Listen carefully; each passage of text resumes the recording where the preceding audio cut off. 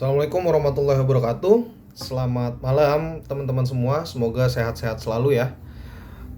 Bertemu lagi dengan saya di perkuliahan kita yang kelima.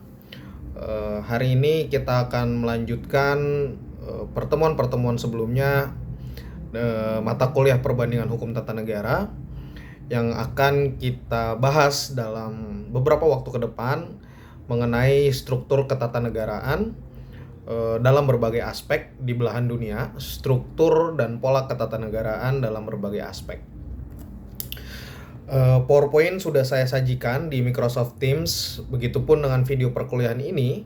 Kalau kalian sudah lihat atau sudah tonton video ini, artinya kalian sudah bisa mengakses di Microsoft Teams.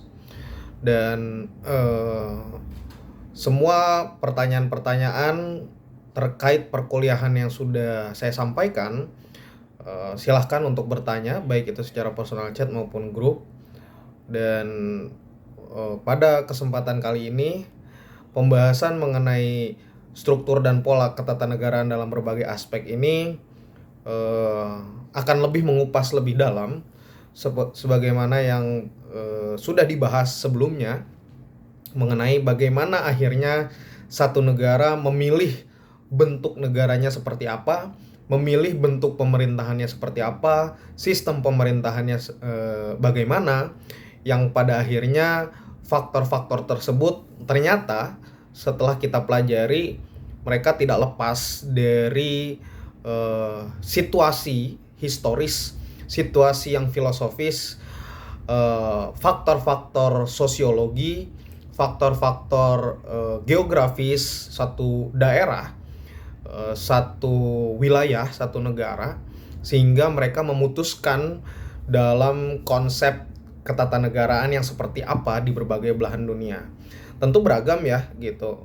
Bagaimana Timur Tengah akhirnya mengadopsi satu pemerintahan yang diambil dari Eropa, karena belakangan kita tahu pasca dijajahnya negara-negara Timur Tengah atau Asia oleh kolonialisme Eropa, akhirnya negara-negara Asia mengadopsi hukum-hukum yang digunakan oleh negara Eropa sebagai kiblat dari negara hukum modern dewasa ini, yang mana akhirnya terpecah, terbagi melalui sistem hukum common law, sistem hukum civil law. Kalau kita bicara Singapura, mereka akan bicara mengenai common law, mengingat Singapura yang dijajah oleh Inggris. Kita bicara India, dijajah oleh Inggris, maka sistemnya adalah common law. Sedangkan negara-negara yang dijajah oleh Prancis, oleh Belanda, oleh Jerman, umumnya menggunakan konsep sistem Eropa kontinental atau civil law. Nah, oleh karena hal tersebut, kita mempelajari ya fenomena-fenomena negara ini sebagai studi perbandingan untuk kita jadi komparasi dalam melihat aspek-aspek yang penting di negara lain agar bisa digunakan atau tidak dalam konsep pemerintahan di Indonesia itu sendiri. Karena biar bagaimanapun memang Indonesia memiliki kekhususan dan kekhasannya sendiri. Namun demikian tidak menutup kemungkinan jika memang ada satu konsep-konsep hukum di negara-negara lain yang bisa kita adopsi dalam rangka memajukan penyelenggaraan satu negara, dalam rangka memajukan ketatanegaraan di satu negara, tentu bukan hal yang merugikan, bukan hal yang disalahkan ketika kita melakukan pengadopsian atau melakukan studi perbandingan komparasi terhadap negara-negara tersebut. Nah, oleh karenanya setelah kita bicara soal faktor-faktor bagaimana negara itu terbentuk, lalu kemudian bentuk pemerintahannya, negaranya seperti apa, nah kita mulai masuk kepada hal-hal yang lebih detail lagi, kita kupas tuntas bagaimana struktur dan pola ketatanegaraan dalam berbagai aspek. Di sini kita akan bahas soal mengenai satu negara memilih sebuah sistem politik, yang mana sistem politik itu di dunia sampai hari ini terpecah belah menjadi dua kubu. Yang pertama adalah satu negara yang menganut konsep demokrasi, demokrasi dalam pemahaman liberal tentunya, Lalu kemudian ada juga negara yang menganut konsep yang bisa dikatakan sebagai politik diktator ya, diktatorial atau otoriter, yang bisa disebut despotism, politik despotism, yang mana bagi mereka juga punya pemahaman mengenai demokrasinya mereka, di mana demokrasi itu ada yang terpimpin, ada demokrasi yang kemudian dianggap sebagai demokrasi sosial atau sosial demokrasi, sosdem, punya banyak pemahaman ya gitu terhadap pengertian demokrasi gitu, karena demokrasi itu tidak diejawantahkan secara parsial, tapi secara universal banyak orang yang berhak memberikan definisi terhadap demokrasi itu sendiri. Jadi kita tidak perlu memperdebatkan, oh kenapa dia diktator, kenapa dia demokratis, nggak perlu. Tapi kita menjadi studi perbandingan aja apa yang cocok untuk digunakan di Indonesia sebagai variabel penelitian kita di kemudian hari. Oke, kita bicara soal asas demokrasi. Struktur ketatanegaraan berdasarkan asas demokrasi, terhadap pengertian demokrasi kita tahu ya demos dan kratos. Pasti teman-teman pernah belajar di pengantar ilmu hukum, pernah belajar di ilmu negara. Jadi saya tidak perlu jelaskan lagi secara etimologi. Pada dasarnya demokrasi adalah satu prinsip kedaulatan rakyat, sebuah prinsip di mana aspirasi rakyat itu dijembatani sebagai sebuah kedaulatan yang menjadi pedoman bagi berbangsa dan bernegara. Ada ukuran dalam pengertian asas demokrasi yang digunakan oleh negara, disepakati secara internasional, itu yang kita kenal sebagai International Commission of Juris.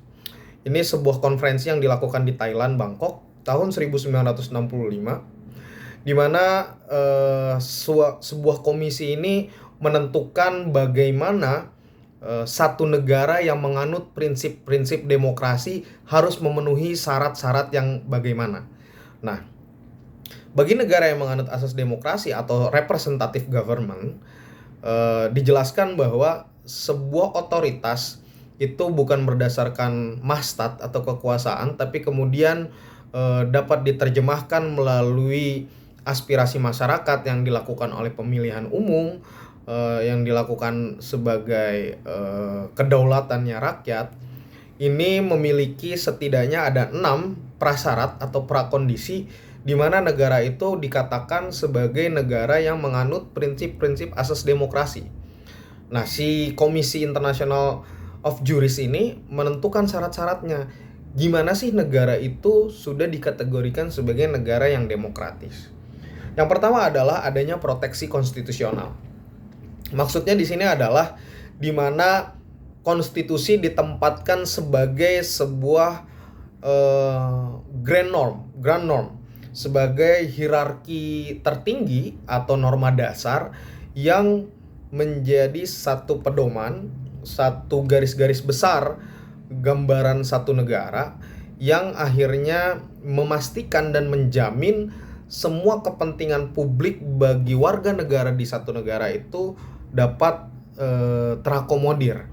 Nah, proteksi konstitusional itu demikian. Yang kedua, adanya peradilan yang bebas dan tidak memihak. Asas di mana adanya fair trial, adanya peradilan yang adil, yang tidak memiliki keberpihakan, dia bersifatnya independen dan netral.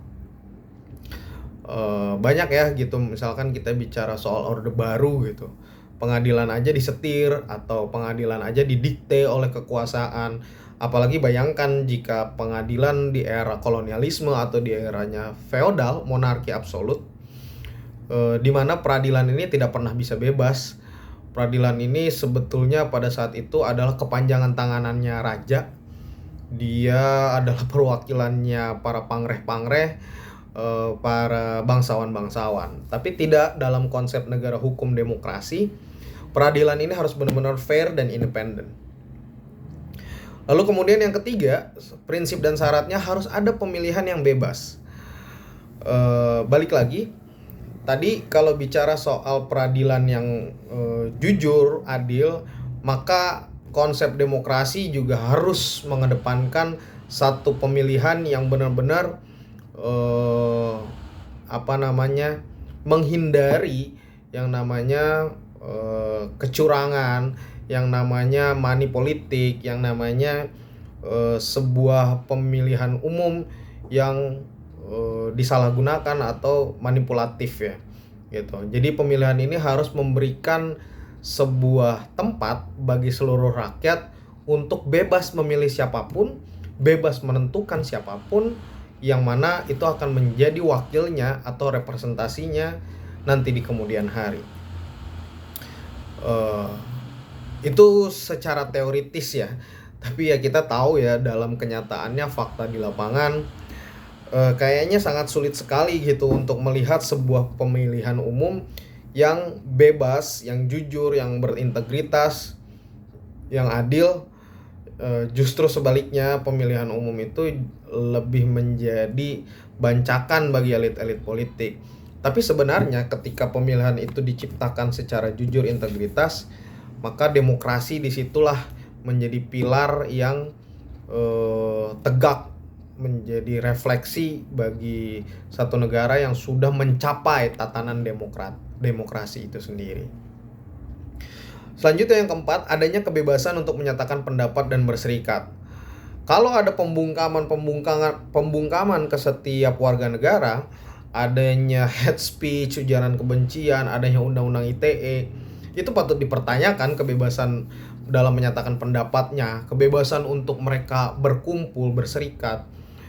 Jadi mereka harus bebas untuk membuat organisasi, mereka bebas untuk membuat komunitas, mereka bebas untuk mengungkapkan pendapatnya tanpa harus takut adanya undang-undang ITE, tanpa harus takut dia harus dijebloskan ke penjara. Nah, itu adalah prinsip suatu negara yang sudah mencapai titik negara berdasarkan struktur demokrasi. Yang selanjutnya adalah punya tugas-tugas oposisi. Karena demokrasi tidak mungkin satu suara ya, tapi pasti demokrasi mengedepankan yang namanya keberagaman gitu. Tidak mungkin homogen, pasti heterogen. Dimana pendapat A itu belum tentu akan diikuti oleh pendapat B, oleh kelompok B. Pasti juga punya pendapat yang berbeda. Sehingga ketika adanya kekuasaan yang bercokol atau yang memimpin, dalam konsep demokrasi harus selalu ada yang namanya oposisi. Coba kita tengok Amerika, setiap kepemimpinan kekuasaan itu dipimpin oleh satu kelompok atau satu golongan. Let's say misalkan Obama memimpin sebagai presiden, dia adalah representasi dari Partai Demokrat. Maka kedudukan Partai Republik pada saat itu adalah berdiri menjadi sebagai oposisi. Begitupun dengan negara-negara lainnya. Sebagaimana kita melihat tugas-tugas oposisi ini, tugasnya adalah untuk memberikan kritikan-kritikan membangun, tugasnya adalah untuk memberikan perspektif lain dalam satu kebijakan satu negara itu. Dan yang keenam terakhir adalah adanya pendidikan civic. Ini maksudnya adalah pendidikan kewarganegaraan gitu. Ya, kita ada PPKN kan ya gitu. Lanjut, di slide selanjutnya kalian bisa lihat, selain dari konsep struktur ketatanegaraan dalam prinsip demokrasi, ada juga suatu negara yang menganut asas diktator. Asas diktator di sini adalah di mana negara tidak ada kebebasan berserikat dan berkumpul, serta hanya ada satu partai politik, sehingga partai politik tersebut dimasukkan ke dalam mekanisme pemerintahan. Dengan hanya ada satu partai politik, penempatan wakil-wakil rakyat dalam lembaga perwakilan itu dilakukan melalui referendum atau pemilihan yang bersifat terbatas. Negara-negara yang masih menganut ini adalah Republik Rakyat Cina, Vietnam, Kuba, Rusia, kemudian Korea Utara. Nah, negara-negara yang menganut hal ini bukannya salah, tapi mereka punya sejarah panjang mengapa negara tersebut memilih konsep diktator. Tapi diktator ini tendensinya lebih ke negatif ya. Mungkin kalau bisa saya bahasakan secara halus, ini adalah asas di mana sebagai terjemahan dari demokrasi rakyat gitu loh. Mereka memahami bahwa konsep kebebasan berserikat dan berkumpul itu sebenarnya dihadirkan sebagai satu elemen atau kelompok yang melihat adanya satu fenomena-fenomena sosial yang ada karena adanya ketimpangan, adanya permasalahan gitu. Tapi ketika tujuan dalam mewujudkan sesuatu itu sudah disepakati untuk mewujudkan tujuan negara itu A, maka tidak perlu ada lagi bagi mereka kelompok-kelompok yang lain. Hanya ada satu kelompok itu adalah cukup gitu. Contoh, misalkan untuk mewujudkan negara yang makmur bagi rakyat Cina adalah dengan adanya reforma agraria. Dengan reforma agraria maka harus dibentuklah kelompok organisasi tani. Organisasi tani itu nggak perlu ada banyak. Bagi mereka cukup hanya satu organisasi tani. Begitupun dengan kelas buruh. Cukup hanya ada satu kelas buruh. Bagi mereka produk-produk atau kebijakan-kebijakan yang dipasarkan secara kompetitif yang beragam itu malah melahirkan sebuah kontradiksi, sebuah persaingan yang mana sebenarnya persaingan ini diciptakan gitu. Padahal pada dasarnya manusia itu diciptakan untuk bekerja kolektif bersama, masing-masing bekerja menurut kemampuannya dan mendapatkan hasil berdasarkan pekerjaannya gitu. Itu prinsipnya demokrasi rakyat atau konsep sosialisme gitu. Tapi panjang untuk membahas dan membedah itu. Setidaknya dalam pemerintahan biar kita tahu aja dulu konsep diktator atau demokrasi rakyat ini lebih melihat bahwa kebebasan berserikat dan berkumpul justru akan menghambat kemajuan satu negara. Terbukti Cina sekarang menjadi apa? Menjadi negara imperialisme baru. Sebagai negara maju yang cukup pesat perkembangannya sebagai negara Asia ya gitu, bersaing dengan Amerika, bersaing dengan Inggris, bayangkan gitu. Begitupun dengan negara-negara yang lain gitu seperti Korea Utara ya, dia nggak kalah maju juga gitu. Nah memang dia cuma ada satu partai politik, partai komunis pasti itu yang akan menjadi satu-satunya partai di suatu negara. Tapi propaganda yang diberikan di dunia hari ini bahwa partai yang cuma satu, kebebasan berserikat berkumpul yang dibatasi, itu berarti dia diktator gitu. Nah itu pemahaman dari kelompok-kelompok liberal sih biasanya. Tapi nggak apa-apa, ini sebagai ilmu pengetahuan kalian, knowledge kalian, bahwa ada dua kubu dalam satu sistem struktur ketatanegaraan tersebut. Dan soal partai-partainya, wakil-wakilnya ya dipilih sama rakyatnya sendiri yang akhirnya direferendumkan gitu. Siapa nih wakilnya yang akan nempatin parlemen. Tapi orangnya pasti ada di partai itu gitu. Nggak mungkin ada partai B, C, D, D, E, dan seterusnya. Pasti hanya satu partai, itu partai A gitu. Nah, selanjutnya kita bicara soal struktur ketatanegaraan. Menurut C.F. Strong, pola ketatanegaraan ini sebenarnya pertama kali ditemukan oleh Plato, disampaikan oleh Aristoteles yang melakukan studi perbandingan terhadap 158 konstitusi. Dan Aristoteles serta Plato menyimpulkan 3 hal. Yang pertama adalah pada awalnya setiap negara itu pasti dikuasai oleh seorang raja. Kalau pernah belajar ilmu negara sama saya, pasti bakal tahu bahwa sejarah panjang sebelum ada negara itu mereka adalah masyarakat primitif, komunal primitif, yang hanya berkelompok, yang hanya berburu, lalu kemudian berkembang menjadi hidup nomaden, yang mana akhirnya ketika sudah ada pembagian kerja, laki-laki berburu, perempuan akhirnya melahirkan, lalu kemudian mereka bercocok tanam, dan akhirnya membentuklah sebuah keluarga. Keluarga tersebut dideskripsikan sebagai satu klan, dan bagaimana mereka akhirnya bisa bertahan hidup, mereka bisa survive. Sumber daya alam yang harus dicari sebagai bahan makanan mereka, maka mereka akan berpindah dari satu tempat ke tempat lain.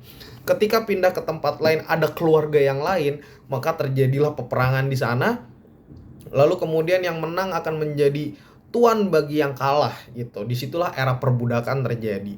Yang mana akhirnya kembali terus-menerus menjadi sebuah keluarga yang besar, sebuah kekuatan yang besar, sehingga mereka menjadi kota-kota kecil, desa-desa kecil.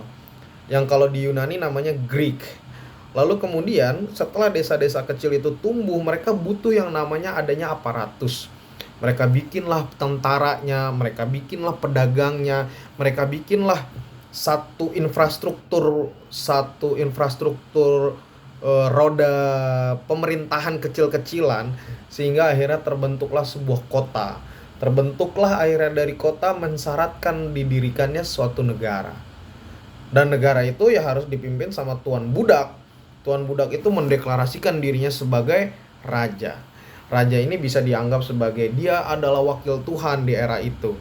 Dia adalah orang yang memiliki kekuasaan untuk menaklukkan sesuatu, sehingga dia mengklaim dirinya adalah Tuhan, bahkan seperti Firaun di Mesir misalkan, seperti raja-raja Romawi kuno, atau Alexander the Great yang sampai dia menguasai India. Nah, itu semuanya diawali oleh seorang saja, yaitu raja di era monarki, rule of man yang disebut monarki. Yang kedua, ada saatnya orang mempunyai sifat yang baik untuk memegang kekuasaan tidak ada lagi, karena ya kita nggak bisa menutup mata, nggak semuanya raja-raja itu bengis ya, atau dalam arti dia kejam. Pasti ada juga raja-raja yang punya kebaikan, tapi itu kan subjektif ya. Sistem monarkinya tetap menghendaki adanya kekuasaan ada di satu orang, dan warga negara lain atau rakyat lainnya tidak berhak untuk menjadi raja. Hanya garis keturunannya ke bawah yang bisa meneruskan tahta atau mewarisi tahta. Dan akhirnya digantikan oleh orang yang lebih mementingkan kekuasaan daripada kepentingan rakyatnya. Itu sering terjadi di era monarki atau kerajaan. Dan yang ketiga, pemegang kekuasaan. Tiran atau despot tersebut menghadapi tantangan oleh oposisi dari satu kelompok orang yang mempunyai sifat-sifat dan ingin memperbaiki kehidupan rakyatnya, disebut aristokrasi. Aristokrasi ini adalah kelompok-kelompok orang bijak, kelompok-kelompok pemikir-pemikir yang akhirnya melihat sudut pandang kemanusiaan, yang melihat wah, dengan kelaliman raja ini mau gimana masyarakat bisa maju. Akhirnya ada pemikiran-pemikiran yang dianggap sebuah ide di mana aristokrasi yang paling tepat untuk memimpin satu negara, karena mereka adalah orang bijak, orang pintar, dan lain-lain, yang pada akhirnya sebenarnya tetap akan mementingkan golongannya sendiri. Oleh karena itu digantikan oleh konsep demokrasi, kan kayak gitu ya. Ini struktur ketatanegaraan. Lanjut, adanya semangat aristokrasi ini hilang dan muncullah sekelompok orang yang menjalankan kekuasaan secara sewenang-wenang. Ini ada abuse of power, penyalahgunaan kekuasaan, yang akhirnya menciptakan oligarki, di mana kepentingan kelompok itu sendiri terjadilah korupsi di kalangan penguasa tersebut. Setelah oligarki, pasti rakyat marah, menentang dan menggulingkan penguasa korup, dan muncullah pemerintahan yang disebut demokrasi, yaitu pemerintahan yang dikendalikan oleh banyak orang. Tapi demokrasi tidak menjadi satu-satunya solusi, karena ketika kebebasan diberikan yang menjadi kebablasan, maka apa yang terjadi? Chaos. Chaos itu akan menjadi huru-hara dan terjadi yang namanya anarki. Setelah anarki itu terjadi, chaos di mana-mana, maka harus ada tangan besi yang mampu untuk memberikan stabilitas keamanan dalam penyelenggaraan negara. Maka harus ada tirani yang memimpin satu kekuasaan negara. Nah, setelah anarki itu ditaklukkan oleh tirani, maka kembali lagi tirani itu berpikir sebagai satu kerajaan yang lalim, kekuasaan yang lalim, aristokrasi lagi yang memimpin. Terus itu menjadi cycle of revolution. Ini dipatahkan dengan tipe pemerintahan yang disebut polity. Gitu. Nah, ini pola ketatanegaraan menurut Plato ya, type of constitution. Kalian bisa lihat tabelnya. Government of one, monarchy of royalty, bad or perverted from, itu tyranny or despotism. Pemerintahan of the few, aristokrasi, yang akhirnya buruknya menjadi oligarki. Sementara government of the many, itu banyak, itu polity, menjadi demokrasi.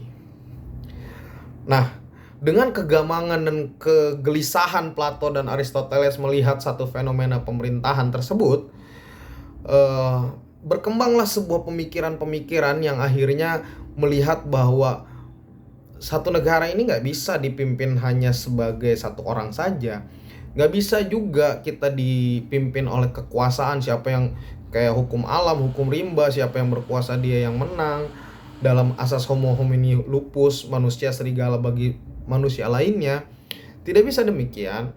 Maka pemikir-pemikir Eropa, C.F. Strong salah satunya, melihat kondisi saat ini, pemikiran-pemikiran Aristoteles tersebut disempurnakan. Oleh karena itu, C.F. Strong mencari klasifikasi lain dengan mencari ciri atau tanda yang bersamaan pada negara-negara modern yang asasnya mempunyai 3 macam kekuasaan. Oh, ternyata kalau satu kekuasaan menguasai, dia yang buat undang-undang, dia yang melaksanakan undang-undang, dia yang menghukum orang-orang yang melanggar undang-undang. Ini nggak bener nih, cuman ada di satu orang. Maka harus ada yang namanya separation of power. Itulah yang dibuat adanya organ kekuasaan legislatif, organ kekuasaan eksekutif, organ kekuasaan yudisial yang disempurnakan oleh J.J. Rousseau. C.F. Strong juga sudah memberikan perspektif demikian. Nah, lanjut. Sedangkan dari Lord Breeze, Edward Jenks, dan J. Marriott mengemukakan pola ketatanegaraan itu ada 5 poin. Yang pertama adalah the nature of state to which the constitution applies. Sebuah pemerintahan yang natural berdasarkan konstitusi. Nature of the constitution itself, the nature of legislature, nature of executive, dan judiciary. Pola ketatanegaraan. Nah, lanjut masih dari C.F. Strong. Strong mengelompokkan dalam 2 kelas besar, yaitu negara, ada jenis negara kesatuan, ada negara serikat atau negara federal. Yang sudah saya sampaikan ya, maksud negara kesatuan itu adalah apa, negara serikat federal itu seperti apa. Pada dasarnya negara kesatuan itu pemerintahannya pasti terpusat, tersentral. Dia hanya ada satu, di mana seluruh wilayah di bawahnya itu tunduk terhadap pemerintahan yang terpusat. Nah, tidak ada badan-badan bawahan yang punya kedaulatan sendiri. Kalaupun ada badan-badan yang ada di bawahnya, itu adalah kekuasaan pusat yang sudah dibagi ke kekuasaan daerah gitu. Sedangkan negara serikat atau federal ini adalah negara yang di dalamnya terdapat 2 atau lebih negara yang sederajat dan bersatu karena tujuan-tujuan yang sama. Nah, dia pemerintahannya tidak hanya satu, tapi ada pemerintahan-pemerintahan selanjutnya. Nah, supremasi konstitusi yang menjadikan federasi itu terwujud. Yang kedua, adanya pembagian kekuasaan antara negara federal dan negara-negara bagian. Negara bagian ini punya otonomi dan otoritasnya sendiri, punya kedaulatannya sendiri. Karena itu lembaga yang diberi wewenang untuk menyelesaikan satu perselisihan antara pemerintahan federal dan pemerintahan negara-negara bagian. Oke, lanjut kita bicara soal hakikat konstitusi. Hakikat konstitusi ini berasal dari istilah bahasa Prancis atau constituer. Artinya membentuk, berarti membentuk.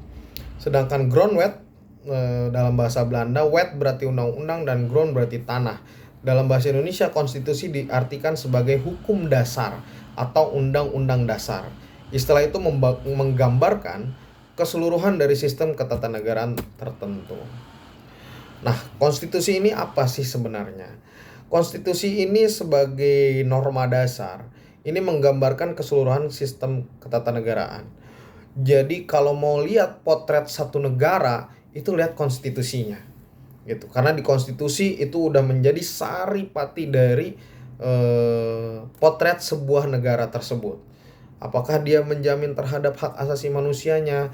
Apakah sistem pemerintahannya bagaimana bentuk negaranya, lalu bagaimana hubungan antara dengan rakyatnya, itu lihatnya semuanya di konstitusi.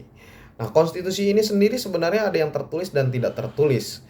Di negara-negara civil law kebanyakan, ya common law juga ada konstitusi yang tertulis, tapi ada sebuah konstitusi yang tidak tertulis, seperti Inggris misalkan. Dia nggak ada konstitusi yang tertulis, dia konstitusinya tidak tertulis. Lanjut, hakikat kekuasaan di dalam konstitusi itu akhirnya memberikan kewenangan dan kekuasaan kepada badan-badan yang ada di bawahnya, yang akhirnya terbagi menjadi badan eksekutif, legislatif, dan yudikatif. Nah, itu perlu kita pelajari nih, kekuasaan eksekutif itu seperti apa pemerintahannya. Oh, ada kekuasaan eksekutif dipimpin oleh presiden sebagai kekuasaan tertinggi. Tapi ada juga negara yang kekuasaan tertingginya dipimpin oleh perdana menteri.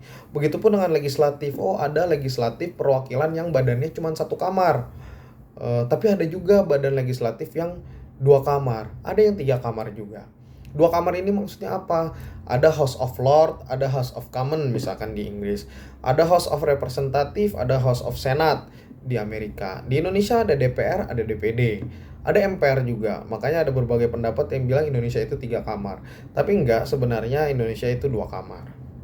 Nah, ini tujuannya apa? Ya, mereka punya tugas dan fungsinya masing-masing. Misalkan DPR itu merumuskan undang-undang secara umum keseluruhan, sedangkan DPD khusus untuk menjembatani kepentingan-kepentingan otonomi daerah gitu loh. Sedangkan di Inggris ada perbedaan, House of Lords adalah perwakilan dari para bangsawan karena mereka monarki absolut, sedangkan House of Commons itu adalah benar-benar terjemahan dari perwakilan rakyat. Nah, kalian bisa baca ya, itu sistem parlemen 1 kamar dan sistem parlemen 2 kamar. Lalu kemudian hakikat kekuasaan eksekutif itu seperti apa? Di situ ada pertanggungjawaban. Eksekutif ini ada yang bertanggung jawab kepada parlemen dan dia bisa dijatuhkan, itu bagi pemerintahan yang menganut sistem parlementer. Tapi ada yang tidak memiliki tanggung jawab kepada DPR karena sistemnya adalah presidensialisme, yang mana satu pemerintahan tersebut sejajar dengan DPR karena eksekutif itu tidak lebih rendah daripada legislatif, begitupun sebaliknya. Eksekutif nggak bisa bubarin legislatif, legislatif nggak bisa bubarin eksekutif, itu dalam konsep presidensial. Sementara yudikatif ini juga bagian dari kekuasaan yudisial ya, dalam melakukan penegakan hukum terhadap warga negaranya atau siapapun yang melakukan pelanggaran terhadap undang-undang. Kekuasaannya sampai di mana itu dilaksanakan oleh satu mahkamah agung gitu. Dan ada sekarang Mahkamah Konstitusi yang bertugas untuk memastikan bahwa setiap produk undang-undang itu tidak bertentangan dengan undang-undang dasar. Oke, negara-negara, klasifikasi satu negara. Mungkin kita masuk kepada struktur ketatanegaraan di Indonesia ya. Sebelum amandemen, bagaimana struktur ketatanegaraan di Indonesia? Jika kita merujuk pada ketetapan MPRS nomor 20/MPRS/66 Memorandum DPR GR, Sumber Hukum Republik Indonesia dan Tata Urutan Peraturan Perundangan Republik Indonesia, struktur kekuasaannya yaitu yang pertama, Indonesia adalah negara hukum. Pemerintahan berdasarkan atas sistem konstitusi. Kekuasaan negara tertinggi di tangan MPR. Nah, ini yang berbeda dengan yang sekarang. Kekuasaan negara tertinggi berada di tangan MPR karena tidak ada pemilihan secara langsung memilih presiden, itu lewat MPR. Kenapa demikian? Karena MPR adalah isinya DPR dan DPD. DPR dan utusan golongan waktu itu.